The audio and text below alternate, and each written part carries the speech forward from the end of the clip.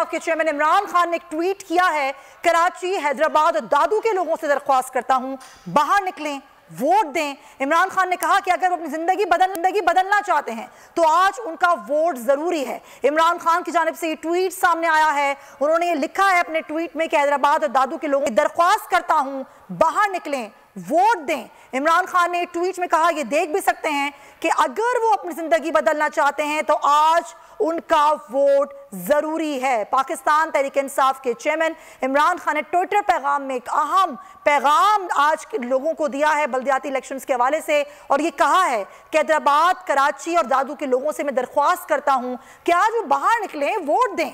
और ये भी कहा कि अगर अपनी जिंदगी बदलना चाहते हैं तो आज वोट जरूर दें।